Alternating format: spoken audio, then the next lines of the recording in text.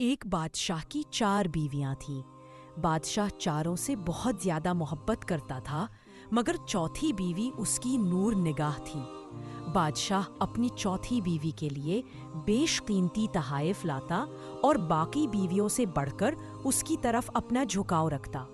بادشاہ کی تیسری بیوی انتہائی خوبصورت تھی اور بادشاہ ہمیشہ دربار میں اس کو اپنے ساتھ تخت پر بیٹھاتا تھا۔ بادشاہ کی دوسری بیوی سمجھدار، بردبار، مہربان اور تحمل والی خاتون تھی، اور بادشاہ جب بھی کسی مشکل سے دوچار ہوتا تو اپنی دوسری بیوی سے مشورہ کرتا اور اس کے مشوروں سے فائدہ حاصل کرتا۔ بادشاہ کی پہلی بیوی انتہائی وفادار خاتون تھی۔ اس کا بادشاہ کی سلطنت حاصل کرنے اور بادشاہ بننے میں ایک بڑا کردار تھا، مگر بادشاہ اسے نظر انداز کر دیا کرتا تھا اور کبھی اس کے کسی کام کی تعریف نہیں کی تھی۔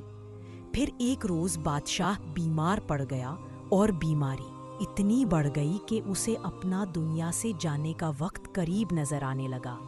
بادشاہ بولا، تم بھی میرے ساتھ چلو تاکہ قبر کی تنہائی میں میرا ساتھ دے سکو۔ چوتھی بیوی نے بادشاہ کی بات سن کر منہ دوسری طرف پھیر لیا اور پھر کمرے سے باہر چلی گئی۔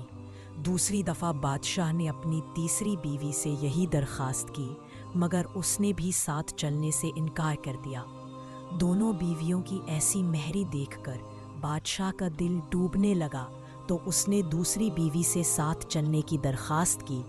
دوسری بیوی بولی، بادشاہ سلامت، آپ خود ہی تو فرماتے ہیں مرنے والوں کے ساتھ مرا نہیں جاتا، لہٰذا یہ منزل آپ کو تنہا ہی پار کرنی پڑے گی۔ تینوں بیویوں کے بعد بادشاہ کو چوتھی بیوی کی آواز سنائی دی، میں آپ کے ساتھ چلوں گی، جہاں بھی آپ جائیں گے میں ساتھ دوں گی۔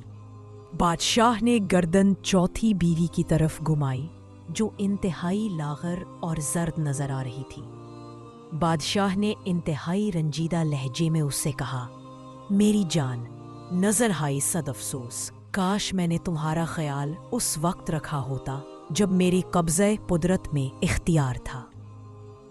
یہ کہہ کر بادشاہ کا سر ایک طرف گر گیا اور وہ اس دار فانی سے کوچ کر گیا۔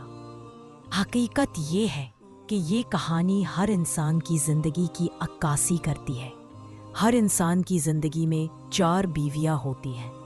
چوتھی بیوی اس کا جسم ہے جس کو توانا رکھنے کے لیے وہ ساری زندگی کوشش کرتا ہے، مگر ایک دن اسے یہ جسم چھوڑنا پڑتا ہے۔ تیسری بیوی اس کا مال اور منصب ہے، اور مرنے پر یہ بھی چھوٹ جاتا ہے اور دوسروں میں تقسیم ہو جاتا ہے۔ دوسری بیوی عزیز رشتہ دار اور دوست احباب ہے، جو انسان کے مرنے کے بعد قبر تک اس کا ساتھ دیتے ہیں، اور پھر ضرورت پڑتی ہے تب تک یہ ضعیف و لاغر ہو چکی ہوتی ہے۔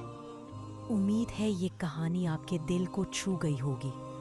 مزید ایمان بڑھانے والی کہانیاں سننے کے لیے چینل کو سبسکرائب کریں اور ویڈیو کو ضرور شیئر کریں۔ اللہ آپ کا حامی و ناصر ہو۔